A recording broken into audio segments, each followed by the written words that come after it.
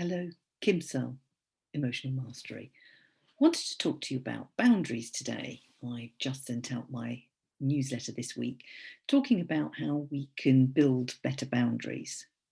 But what are they? I did a really interesting talk where I found something that I thought was a brilliant way of deciding how you describe boundaries. So if you live in your own home and you have a garden, then just imagine that fence being a boundary between you and those around you. So you can choose who can come into your garden, those who are allowed to do certain things in the garden. It's all down to what you want. And if you don't have a garden, you get the meaning of it, yeah? So boundaries then are your personal space.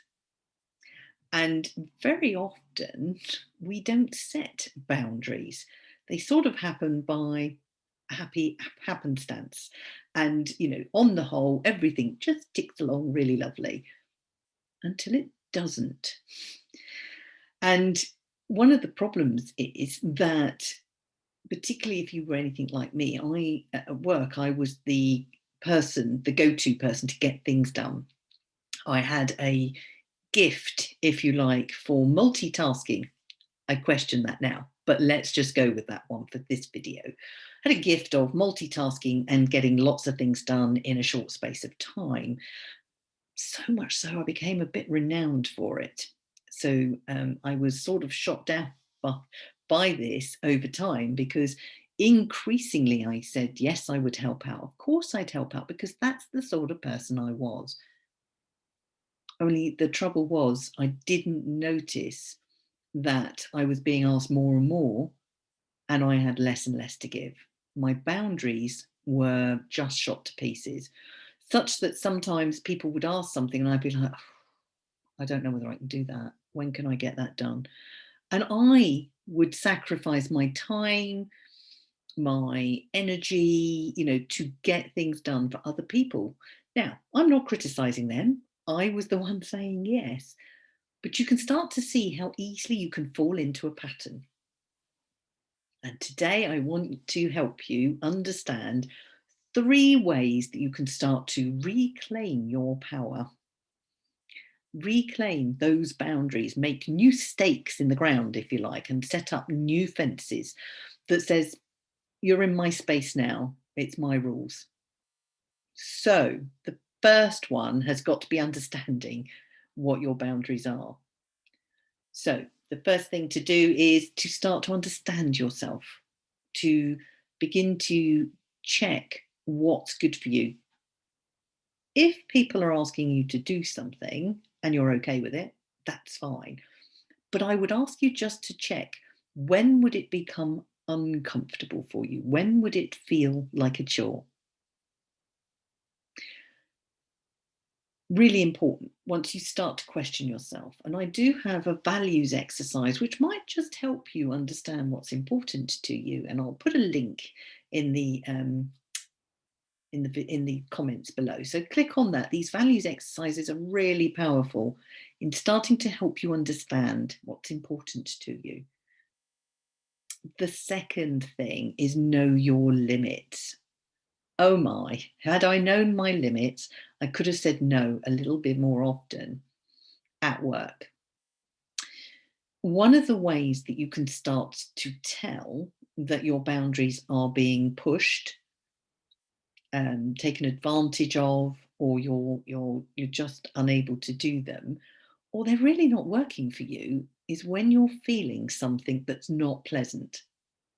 Could be a whole raft of things. It could be discomfort. It could be a bit angry that you're being asked yet again to stay late to finish off some piece of work that somebody else hasn't been organised enough to deal with this. And if you're a project manager, you know exactly what I mean, because we were always dealing with those things where you had to deliver something yesterday, but actually somebody had been sat on something until they'd got round to it without really thinking about the consequences afterwards.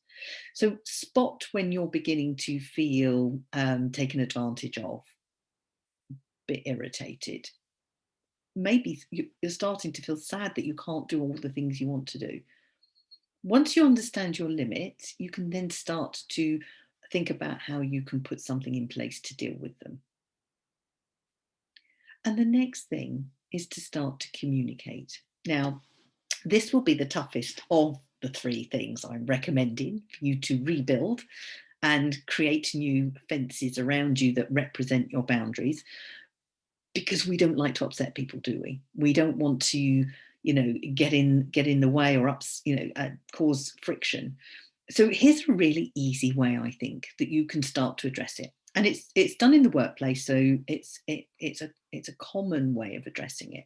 First of all, notice the next time that you've been taken advantage of, or that you feel that wasn't working for me. Maybe that you're supposed to be, visiting mum every week, but actually you don't have the time for it. And you know it's going to upset her that you're not going every week. Or maybe that you always do something at work in terms of organising the social outings. Well, maybe you can start to say, actually, this isn't working for me. And once you understand, the next time it occurs, that very shortly afterwards, when there's no cause for any emotional upset, everybody's got over it and they're starting to move on, you would then go and have the conversation. Now, you can prepare for that. And I think if you look on my YouTube, there is another one talking about having difficult conversations and how to prepare for them. What I want you to do is then make sure that after the event where you've stepped up and done your bit, that's not something you want to continue doing, you then arrange to meet this person and have a conversation with them. Doesn't matter whether it's personal or work. And then prepare in between times what you're going to say.